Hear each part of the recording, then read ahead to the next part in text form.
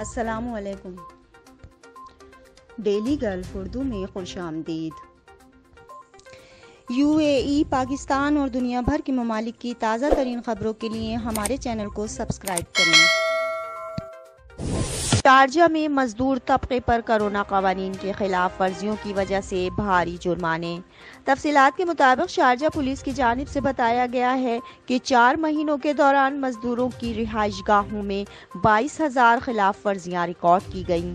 Police کی labour رہائش معائنہ کمیٹی نے معائنہ مہم کے دوران امارات کے مختلف حصوں میں لیبر رہائش گاہوں کا معائنہ کیا اور اس دوران ہزاروں خلاف ورزیاں ریکارڈ کی گئیں۔ مینجمنٹ برائے ایگزیکٹو کمپنی کے چیئرمین کا کہنا ہے کہ معائنہ کرنے والی ٹیموں نے 20 مئی سے 1 اکتوبر کے درمیان 21,000 سے زائد خلاف ورزیاں ریکارڈ کیں۔ علاوہ ازیں صنعتی علاقوں میں 6,000 سے زائد خلاف ورزیوں کا انکشاف ہوا، جبکہ مزدور طبقے میں کرونا کے حوالے سے آگاہی پیدا کرنے کے لیے مختلف زبانوں میں 1,70,089 کتابچے تقسیم کیے گئے۔ راس الخیمہ پولیس کو نئی بختر بند گاڑیاں اور موٹر بوٹس مل گئیں۔ تفصیلات کے مطابق راس الخیمہ پولیس کے commander in chief major general Ali Abdullah bin Alwan Al Nami کا کہنا ہے کہ یہ بختر بند گاڑیاں مخصوص اور نفیس آلات سے لیس ہیں۔ ان گاڑیوں کو مقامی طور پر تیار کیا گیا ہے، جنہیں مخصوص کاموں میں استعمال کیا جائے گا۔ انہوں نے مزید بتایا کہ یہ اپنی نوعیت کی پہلی اور نئی قسم کی بختر بند گاڑیاں ہیں جو راس الخیمہ پولیس استعمال کرے گی۔ اس کے ساتھ ساتھ راس الخیمہ پولیس کو نئی موٹر بوٹس بھی دی گئی ہیں، جن کے ذریعے سمندر کے ساتھ نگرانی کی جائے گی۔ تیز رفتار اور جدید آلات سے لیس موٹر بوٹس کو بھی خاص مقاصد میں استعمال کیا جائے گا، خاص طور پر مجرموں کو پکڑنے کے لیے اسے استعمال میں لایا جائے گا۔ دبئی RTA نے گلوبل ولیج بس سروس بحال کرنے کا اعلان کر دیا۔ تفصیلات کے مطابق دبئی کی روڈز اینڈ ٹرانسپورٹ اتھارٹی نے اعلان کیا ہے کہ گلوبل ولیج کی طرف جانے والی عوامی بسوں کے 4 روٹس کو نئے سیزن کی شروع ہوتے ہی بحال کر دیا جائے گا۔ علاوہ ازیں RTA 25 اکتوبر سے گلوبل ولیج کے اندر الیکٹرک ابرا ٹورسٹ بس سروس کا بھی آغاز کرے گی۔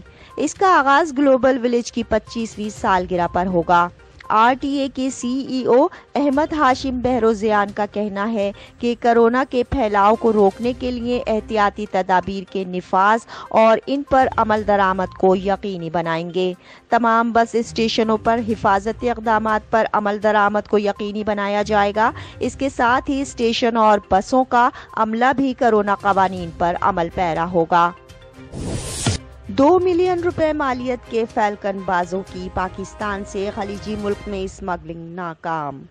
تفصیلات کے مطابق پاکستان میں کسٹم حکام کا کہنا ہے کہ ہفتے کے روز $10 لاکھ سے زائد مالیت کے درجنوں فالکن بازوں کو ملک سے باہر اسمگل کرنے کی کوشش ناکام بنا دی گئی ہے۔